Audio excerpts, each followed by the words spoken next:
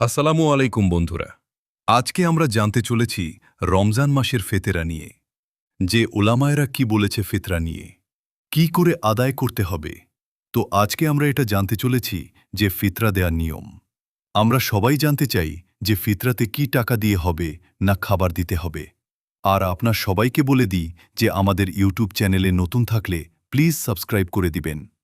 আর এরকম আরও ভিডিও দেখতে চাইলে বেল আইকনটি প্রেস করে দেবেন। তো আজকের ভিডিওটা এখানে শুরু করা যাক। ফিতরা, টাকা দিয়ে ফিতরা দিলে ফিতরা হবে না, না, না, সঠিক মত। ফিতরা এটা বাদান, শরীরের জাকাত। শরীর টাকা খায় না, খাদ্য খায়। ফিতির মানেই খাদ্য, ফিতির মানেই নাস্তা, ফিতির মানেই রোজা ভাঙ্গা। রোজা ভাঙ্গা কি টাকা খাইবেন নাকি? টাকা খাওয়া যায়? ফিতরা টাকা দিয়ে না খাদ্য দিয়ে আদায় করতে হবে। এটা টাকা দিয়ে যদি আদায় করা যেত তাহলে নবীজি নিজেও টাকা দিয়ে আদায় করতেন। নবীজি তো কোনোদিন টাকা দিয়ে আদায় করেন নাই। দেড়হাম দিনার ওনার যুগে ছিল, দেড়হাম দিনার দিয়ে কখনো আদায় করেন নাই। খাদ্য দিয়ে কিশমিশ, জব, গম, খেজুর, পনির, এগুলো দিয়ে 6 প্রকারের খাদ্য, এইসব দিয়ে তিনি আদায় করেছেন, 100 দিয়েছেন। আমাদের বাংলাদেশেও আমরা খাদ্য দিয়ে আদায় করব। এটা একটা ফরজ ইবাদত। তো মাতান লিল মাসাকিন, মিসকিনের জন্য খাদ্য। সদকায়ে ফিতরকে ইবনে আব্বাসের হাদিসে বলা হয়েছে তো মাতান লিল মাসাকিন, তামউইনান লিল মাসাকিন বলা হয় নাই। মিসকিনের জন্য অর্থায়ন এটা বলা হয় নাই। মিসকিনের জন্য টাকা দান এটা বলা হয় নাই। তো মাতান লিল মাসাকিন, মিসকিনকে খাদ্য দান। তা আল্লাহর রাসূল তার সাহাবীরা বলছেন মিসকিনকে খাদ্য দান। ফরাদ রাসূলুল্লাহ সাল্লাল্লাহু আলাইহি ওয়াসাল্লাম সামিন তুআমিন, 100 খাদ্য ফরজ করেছেন, 100 খাদ্য। আপনি আর আমি এত পণ্ডিতি করার দরকারটা কি? প্রচলন ছিল না, তাই জাকাতুল ফিতরা হিসেবে টাকা পয়সা দেয়া হয়নি, তবে এখন দিতে পারি। এরা একটা জিনিস বুঝতে পারে না যে আমাদের নবীর আমলে আর সাহাবীগণের আমলে মুদ্রা ছিল দিরহাম, তারপর দিনার ছিল, টাকা ছিল। তখন হয়তো কাগজের নোট ছিল না, কিন্তু টাকা তো ছিল। মানুষ তখনও মুদ্রা বিনিময় করত দিরহাম আর দিনার দিয়ে।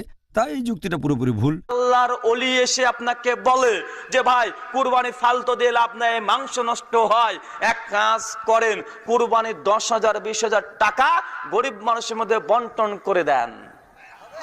কি বলছেন, কুরবানি আদায় হবে? কেন হবে না? আপনি যে খাদ্য দ্রব্যের পরিবর্তে ভাই আপনি যে টাকা দিয়ে ফিতরা আদায় করছেন, ইবাদতে কোনো তাওকিফি, কোনো পরিবর্তন অদল বদল চলে না। ফিতরা কিভাবে আদায় করতে হয়, টাকা দিয়ে নাকি শস্যের মাধ্যমে, দয়া করে একটু জানাবেন। দেখুন, দুইভাবেই আপনার ফিতরা আদায় হয়ে যাবে। সাধারণত দরিদ্র অভাবী মানুষেরা আগে যদি খাবার না থাকে বাসায়, তাহলে টাকা পেলে তার আগে খাবারটা কিনে, বাঁচার জন্য খাবার যদি প্রয়োজন হয়, এরপর অন্য কিছু থাকলে কিনবে। অতএব আমি টাকা দিলেও সেটা খাদ্যর প্রয়োজন মেটাবে ইনশাআল্লাহ বিইذনিল্লাহ।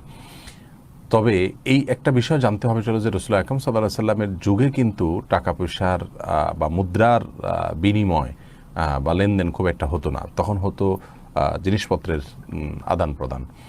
কিন্তু এখনকার যে যুগটাতে আমরা আছি, এখন মুদ্রার বিনিময় হয়। গরিবের জন্য এখন জিনিসপত্র দেওয়ার চাইতে মুদ্রা দেওয়াটা বেশি উপযোগী। বিভিন্ন হাদিস থেকে দানের ক্ষেত্রে গরিবের জন্য যেটা বেশি উপযোগী হয়, বেশি উপকারী হয়, সেটা দানের ব্যাপারে উৎসাহিত করা হয়েছে। অতএব যদি কেউ নগদ টাকা পয়সা দেন এই যুক্তিতে যে এটা দিলে গরিব তার সুবিধা মতো তার প্রয়োজন মেটাতে পারবে, ইনশাআল্লাহ তার ফিতরা অবশ্যই আদায় হয়ে যাবে। এক্ষেত্রে খুব কমন একটা প্রশ্ন যে খাদ্য না দিয়ে, চাল না দিয়ে, এরকম গম না দিয়ে টাকা দিলে আদায় হবে কিনা। এ ব্যাপারে স্কলার্সদের মধ্যে মতভেদ আছে। হানাফি মাযহাব ছাড়া বাকি 3টা মাযহাবে, শাফিঈ, মালিকি, হাম্বলি, 3 মাযহাবে বলেছে না, যেহেতু সরাসরি হাদিসে খাদ্যের কথা বলা হয়েছে, so it should be food item, খাদ্য দিয়েই হতে হবে। কিন্তু হানাফি মাযহাবে বলা হয়েছে যে না, খাদ্য দিলে তো আদায় হবে, পাশাপাশি এটার মূল্য দিয়ে দিলেও ইনশাআল্লাহ আদায় হয়ে যাবে। এবং শাইখুল ইসলাম ইবনু তাইমিয়া আলাইহি রাহমা উনিও এই মতামতকে গ্রহণ করেছেন যে ফিতরা খাদ্য সামগ্রী দিয়ে আদায় করা উত্তম। তবে এমন যদি হয় পর্যাপ্ত খাদ্য পাওয়া যাচ্ছে না, কিংবা ঈদের নামাজের সময় হয়ে গিয়েছে, এখনও আমি আদায় করিনি, এখন কোথায় আমি গম পাবো, চাল পাবো, কখন মাপবো, কখন দিব, আমি তখন টাকা দিয়ে দিলাম, আদায় হয়ে যাবে। অথবা গরিবদের মাসলাহা, যেহেতু এটা গরিবের হক, এবং গরিবদের মাসলাহা যদি এখানে থাকে যে তাদের যদি টাকা দিলেই বেশি উপকার হয়, তখন টাকা দেয়াটাই উত্তম হবে এবং দিলে আদায় হয়ে যাবে ইনশাআল্লাহ। কারণ আমরা সবাই যদি চাল দিতে শুরু করি বা গম দিতে শুরু করি, এত চাল এত গম, যেহেতু এটা ঈদের দিনের আনন্দের জন্য, ঈদের দিনকে এত চাল এত গম ওনারা খাবেন? ঈদের দিন হয়তো অনেক গরিব মানুষ বা অনেক মিসকিন ফকির তারা একটু পায়েস খেতে চাইবে, একটু পোলাও খেতে চাইবে। সবাই যদি চাল দেয়, এই চাল আবার ওনারা বিক্রি করবে পায়েস কেনার জন্য। ওই চাল বিক্রি করে ওটা টাকা দিয়ে পায়েস, সেমাই এগুলো কিনে নিয়ে আসবে। তো ঘুরে ফিরে একই কথা হলো। তো এই জন্য আপনি টাকা দিয়েও যদি দেন আদায় হবে, এবং যদি গরিবের মাসলাহাত থাকে সেটা আউলা।